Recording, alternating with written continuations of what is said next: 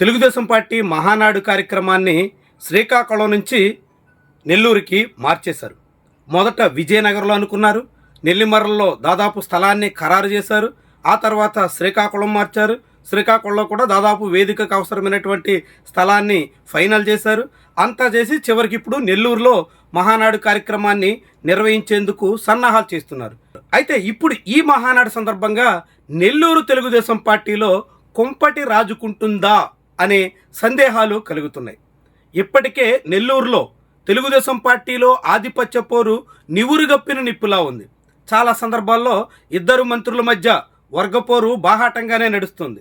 మంత్రి ఆనం రామనారాయణ రెడ్డికి మరో కీలక మంత్రి నారాయణకి మధ్య ఎక్కడా పొసగడం లేదు. ఇక తాజాగా మంత్రి నారాయణకి ఎంపీ వేమిరెడ్డి ప్రభాకర్ రెడ్డికి మధ్య విభేదాలు బయటపడ్డాయి. అంతకుముందే నెల్లూరు సిటీ నుంచి ప్రాతినిధ్యం వహిస్తున్న నారాయణతో రూరల్ ఎమ్మెల్యేగా ఉన్న కోటవరెడ్డి శ్రీధర్ రెడ్డి వైరుధ్యాలు వెల్లడయ్యాయి. వీళ్ళందరికీ తోడు కోవూరు నుంచి ప్రాతినిధ్యం వహిస్తున్న వేమిరెడ్డి ప్రశాంత్ రెడ్డికి, అదేవిధంగా కోటవరెడ్డి శ్రీధర్ రెడ్డికి మధ్య కూడా గల్ఫ్ అయితే నడుస్తుంది.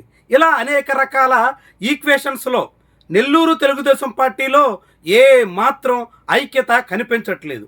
ఈ తరుణంలో మహానాడుకి నెల్లూరుని కేంద్ర స్థానంగా చేయడంతో నాయకులు ఎవరికి వాళ్లే తమ ఆధిపత్యాన్ని ప్రదర్శించాలన్న నిర్ణయానికి వచ్చేశారు. అందుకు తగ్గట్టుగానే నెల్లూరుని మహానాడు నిర్వహించడానికి ఫైనల్ కాగానే మొత్తం నగరం చుట్టుపక్కల ఉన్నటువంటి హోటళ్లు, ఇతర వసతి గృహాలన్నీ తన ఆధీనంలోకి తెచ్చుకోవడంలో కోటవరెడ్డి శ్రీధర్ రెడ్డి చొరవగా వ్యవహరించారు. మొత్తం అన్ని హోటళ్లు, ఇతర వ్యవహారాలన్నీ బుక్ చేసేయడం ద్వారా 3 రోజుల పాటు నెల్లూరు మహానాడులో ఎవరికి ఎటువంటి అకామిడేషన్ కావాలన్నా అంతా కోటవరెడ్డి చేతుల మీదుగా నడిచే వ్యవహారాన్ని ఆయన చేపట్టేశారు. తద్వారా మొత్తం మహానాడు సక్సెస్లో తందే కీలక భూమిక కావాలి అని ఆయన ఆశిస్తున్నారు. తద్వారా మహానాడు తర్వాత మంత్రివర్గ పునర్వ్యవస్థీకరణ సాగితే అందులో తన పేరు మొదటి వరుసలో ఉండాలి అని కోరుకుంటున్నారు. అదే సమయంలో మంత్రివర్గంలో తనకి దాదాపుగా అవకాశం ఖాయం అని నమ్ముతున్న వేమిరెడ్డి ప్రశాంత్ రెడ్డి కూడా గట్టిగా పోటీ పడే అవకాశం ఉంది. వీళ్ళిద్దరికీ తోడుగా ఇప్పుడు మంత్రులుగా ఉన్నటువంటి వాళ్ళు కూడా తమ సీటు చేజారిపోకుండా, తమను పక్కన పెట్టే పరిస్థితి రాకుండా మహానాడు సందర్భంగా ప్రాబల్యం చాటుకునేదానికి ప్రయత్నించడం అనివార్యంగా కనిపిస్తుంది. ఇలా ఎవరికి వాళ్లే తమ బ్రాండ్, తమ మార్క్ చూపించాలనేటువంటి తపంలో మహానాడు వేదికగా భారీ ఆధిపత్య పోరైతే అనివార్యంగా కనిపిస్తుంది. నెల్లూరులో ఎంతకాలంగా అణిగిమణిగి ఉన్నటువంటి అసమ్మతి, వ్యతిరేకత, ఆధిపత్య పోరు అన్నీ ఇప్పుడు వేదికెక్కడం చాలా స్పష్టంగా కనిపిస్తుంది. అదే జరిగితే నెల్లూరు రాజకీయాల్లో మరింత వేడెక్కడం అనివార్యమని చెప్పొచ్చు. నెల్లూరు నాయకుల మధ్య పోటీ మరింత పెరగడం ఖాయమని చెప్పొచ్చు. ఆ పోటీలో ఎవరికి వాళ్లే తమదే పెత్తనం అన్నట్టుగా సాగితే తెలుగుదేశం పార్టీకి చాలా పెద్ద స్థాయిలో తలనొప్పులు కూడా అనివార్యమనేటువంటి అభిప్రాయం ఉంది.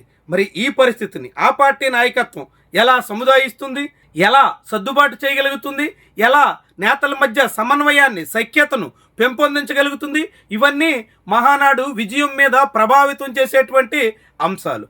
తెలుగుదేశం పార్టీ అధికారంలో ఉండగా మొన్నటి మహానాడు కార్యక్రమాన్ని కడపలో నిర్వహించారు. ఈసారి దాన్ని పక్కనే ఉన్న నెల్లూరుకి మార్చారు. దీంతో ఇప్పుడు నెల్లూరులో జరగబోయేటువంటి మహానాడులో తెలుగుదేశం పార్టీ నేతల మధ్య ఐక్యత పక్కకు పోయి పూర్తి స్థాయిలో అనైక్యత ప్రస్ఫుటించే పరిస్థితి వస్తే నెల్లూరు వ్యవహారం చాలా హాట్గా మారేందుకు అవకాశం అయితే ఉంటుంది. అదే సమయంలో నెల్లూరు నగరానికి ఆనుకుని ఎక్కడ విస్తీర్ణమైనటువంటి విశాలమైన స్థలాలు ఖాళీగా లేకపోయినందున మహానాడిని నెల్లూరు శివారులో సుదూరంగా నిర్వహించేటువంటి అవకాశం కూడా ఉంది. అదే జరిగితే సర్వేపల్లి నియోజకవర్గం పరిధిలో మహానాడు వేదికను ఏర్పాటు చేస్తే అక్కడ సోమిరెడ్డి తన ప్రతాపాన్ని చూపించాలి, అధిష్టానాన్ని మచ్చిక చేసుకోవాలి అనే ప్రయత్నానికి కూడా పూనుకోవచ్చు. ఇప్పటికే ఉన్నటువంటి నేతలకు తోడుగా సోమిరెడ్డి లాంటి సీనియర్లు కూడా మళ్ళీ గట్టిగా తమ బల ప్రదర్శనకు పూనుకుంటే ఇది మొత్తం చాలా పెద్ద స్థాయిలో రచ్చకు దారి తీసేటువంటి పరిస్థితి కూడా దాపురించవచ్చు. ఇది తెలుగుదేశం పార్టీ అధిష్టానానికి చాలా పెద్ద పరీక్షగా మారబోయేటువంటి విషయం. అందరి నాయకుల్ని నెల్లూరు జిల్లాల్లో బడా నాయకులుగా చలమణిలో ఉన్నటువంటి వాళ్ళందరినీ ఎలా ఒక దారికి తీసుకొస్తారు, కలిసికట్టుగా పనిచేసేందుకు తోడ్పడతారు, ఎలా అందరినీ సమిష్టిగా ముందుకు నడిపిస్తారు, ఇవన్నీ కూడా టీడీపీ అధిష్టానానికి అతిపెద్ద ప్రశ్నలు, చాలా కీలకమైనటువంటి సవాళ్లుగా కూడా చెప్పాల్సి ఉంటుంది.